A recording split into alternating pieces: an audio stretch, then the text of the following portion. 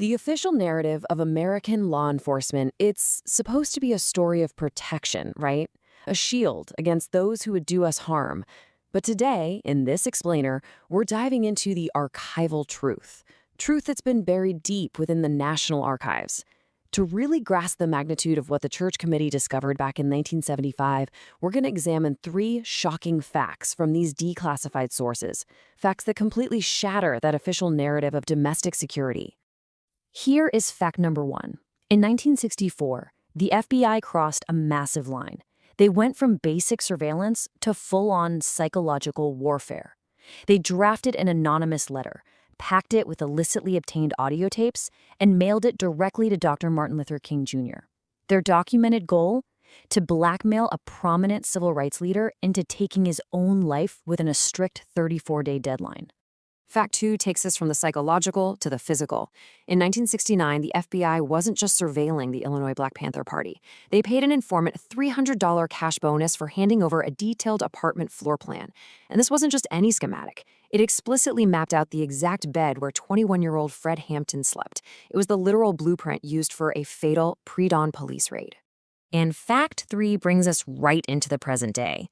The program that authorized all these actions, known as COINTELPRO, officially ended in 1971. But the infrastructure?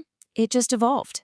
Today, with systems like eGuardian, those analog informants have simply been replaced by algorithmic dragnets and biometric tracking, targeting modern movements under the sterile guise of suspicious activity reporting. So let's look at the foundation of all this. Section 1, COINTELPRO, the blueprint of subversion from 1956 to 1971. COINTELPRO, which is short for Counterintelligence Program, was basically built on the belief that national security justified suspending constitutional rights. According to the Church Committee's 1976 report, it actually started in 1956 targeting a foreign threat, the Communist Party USA. But then the net widened. By 1961, it expanded to the Socialist Workers' Party. In 64, white hate groups. By 67, black nationalist groups. And finally, the New Left in 1968. A mechanism designed to catch foreign spies was systematically turned inward, aimed directly at American citizens exercising their First Amendment rights. And this isn't just speculation. We have the verbatim text from an August 1967 internal FBI memo. The stated goal was to expose, disrupt, misdirect, discredit, or otherwise neutralize. That word right there, neutralize, is the Bureau's own bureaucratic term for total subversion. They weren't investigating crimes here. They were actively waging a covert war to tear these civil rights movements apart from the inside. They were also incredibly specific about what they were afraid of. A March 1968 directive authorized the Bureau to prevent the rise of a messiah who could unify and electrify the militant nationalist movement. The state was terrified of unity, and this directive authorized deeply personal psychological warfare to stop any charismatic leader from bringing people together. Which brings us to Section 2. Psychological warfare and the sabotage of Dr. King. Honestly, no one endured more of this state-sanctioned sabotage than Dr. Martin Luther King Jr. What later Department of Justice task forces would eventually call very probably felonious reached a really terrifying threshold in November 1964. The FBI's Domestic Intelligence Division, acting under William C. Sullivan, actually packaged up illegal hotel room audio recordings and mailed them straight to King's home, along with an anonymous letter. For decades, the worst parts of this letter were redacted. But in 2014, historian Beverly Gage found the unredacted version in the National Archives. And it is chilling. It reveals a highly sophisticated, callous attempt to mimic the voice of a disillusioned black supporter. It reads, "King, look into your heart. You know you are a complete fraud, lower than that of a beast." The tactic here is profound dehumanization. It was mathematically engineered to break Dr. King down and strip him of his moral standing. But the final paragraph is what carries the heaviest weight of all. You have just 34 days in which to do it. You are done.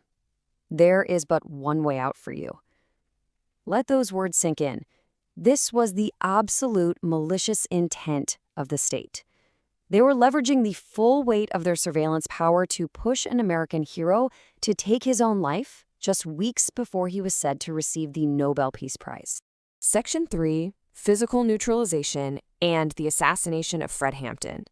While Dr. King faced psychological warfare, others were met with lethal physical force. In Chicago, in December of 1969, the target was Fred Hampton, the 21-year-old deputy chairman of the Illinois Black Panther Party.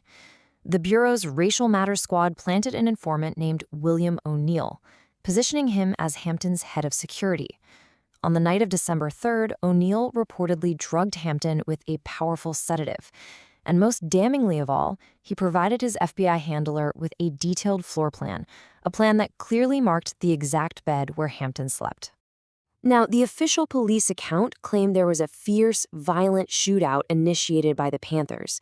But the archival truth, the truth that only came to light through years of agonizing civil rights litigation, reveals a pre-dawn execution. At 4:45 a.m., heavily armed Chicago police, acting directly on that FBI intelligence, stormed the apartment.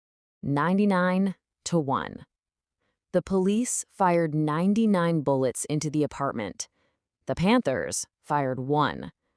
Fred Hampton was shot twice in the head at close range while lying in his bed. Witnesses later testified, hearing an officer confirm, "He's good and dead now." The sheer weight of those numbers, 99-1, tells the true story of that night. And in the aftermath, declassified memos show that high-ranking FBI officials internally authorized financial bonuses for this so-called neutralization. Informant William O'Neill received $300 for furnishing the floor plan. Agent Roy Martin Mitchell received $200 for his, quote, outstanding performance. Section 4, the Digital Panopticon. COINTELPRO's modern successors. The Church Committee officially exposed and condemned COINTELPRO in 1976, but modern civil liberties reports prove that the core philosophy didn't disappear. It just digitized. Remember the eGuardian system we mentioned earlier? This is a modern FBI IT framework designed to track suspicious activity. Through this program, perfectly legal everyday actions, like photographing a public building, are logged as potential threats without a warrant. It's the exact same bureaucratic process, logging the movements of everyday citizens. It's just stored on a digital server now instead of a metal filing cabinet. The tools have evolved from hidden microphones in hotel rooms to advanced biometric tracking. Today, we see IC utilizing Mobile Fortify, which is an app that turns any given smartphone into a Dragonet facial recognition tool. We see initiatives like Project NOLA in New Orleans, which outsources surveillance to networks of private cameras specifically to bypass city bans. And police are coordinating all this through unencrypted Google Drives. The analog informant on the ground has essentially been replaced by